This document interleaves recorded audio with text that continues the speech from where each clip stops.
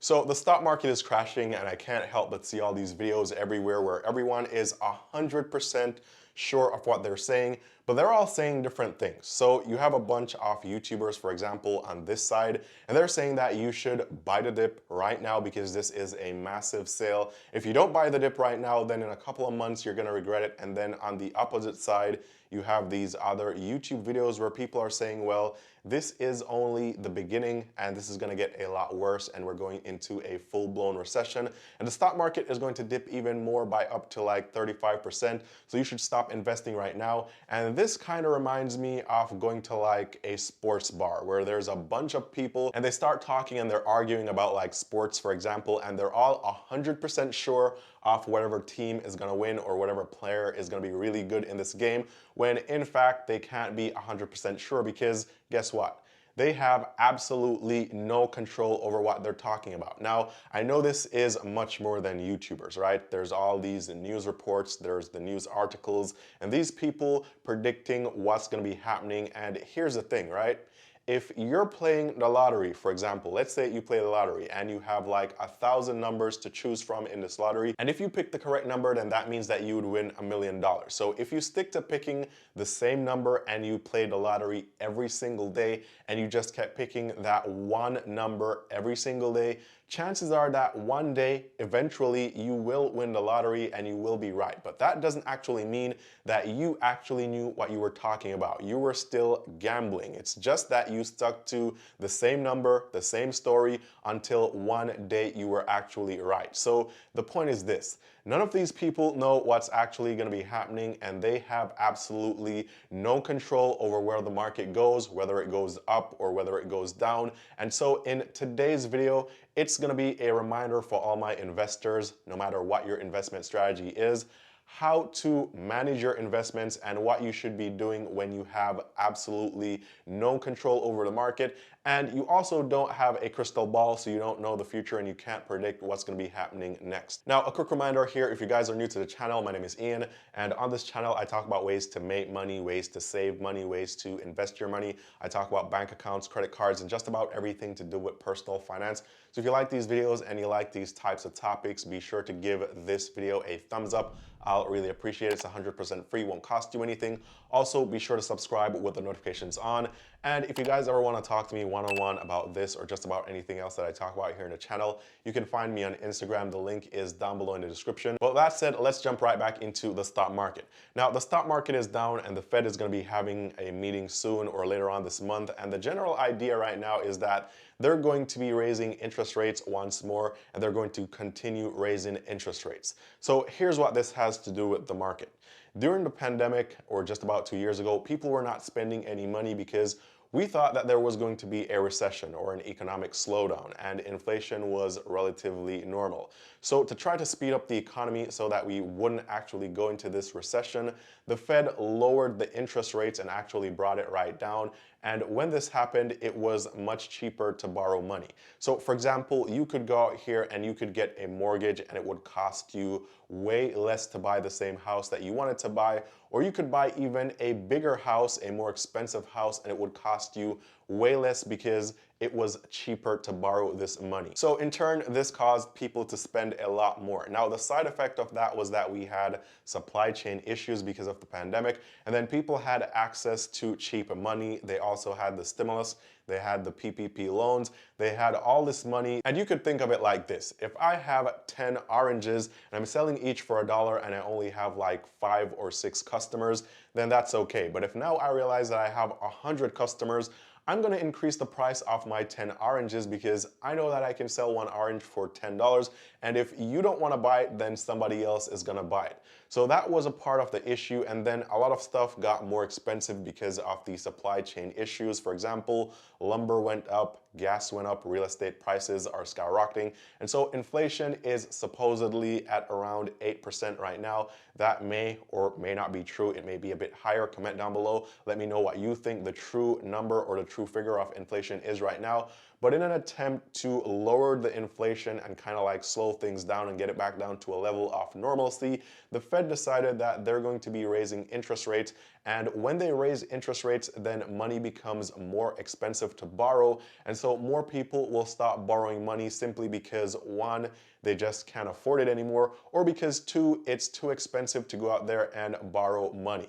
So basically, spending will be slowing down, and because of this, there may be a stock market sell-off because people are now thinking that we're going into a full-blown recession because people are going to be spending less, they're going to be tightening up on their budgets. Wages are not going up and inflation is skyrocketing. Interest rates are also going up as well. And so because of this, there may be a market sell-off because people are going to be really tight with their money moving forward. Now, people are getting really scared, right? People are fearing that there is going to be a massive layoff or massive layoffs coming soon. And that's going to be like the final sign or indicator that we're going into a full-blown recession. And because of this, people are probably going to be selling and there may be a massive market sell-off. So this sell-off right now, this could be like the pre-sell-off before the real sell-off. But instead of thinking about the stock market as a place where you simply just buy and sell, you should remember that the stock market is actually an exchange. And so whenever there's a sell-off, there are people who are buying. So whenever people are buying, people are selling. Whenever people are selling, people are also buying. Now, this is very important, and let's talk about this, right? What can you actually control versus what you can't control? So realistically, I mean, you can have all the conversations you want, you can watch all the YouTube videos you want, but the main thing here is that you can't control the government. You can't control the Fed. You can't control any of that stuff. You can't control whether the market goes up or it goes down. And the only thing that you and I can actually control is our own personal finances. So with that said, what should you be doing with your investments right now? Should you continue buying or should you be selling? What exactly should you be doing? And that's kind of like a difficult question because you can do whatever you want to do. This is definitely not financial advice. But I've realized that if you aren't sure what you're investing in and why you're investing, then it's much easier for you to be persuaded to make a bad decision or decisions that you're going to end up regretting. So for example, right? I have a friend who lost a lot of money and he started investing in crypto. However, he was investing in Flocky Inu and he was just dumping money in there. I think he told me he was putting in like $800 every single week, and that was all the money that he could actually save or afford to spend. And at one point in time, he was like, Eann, you know what, man? My investments keep going down. What should I be doing? And I was asking him, well, do you know what Flocky Inu is? Do you actually understand what you're investing in? And he actually said no.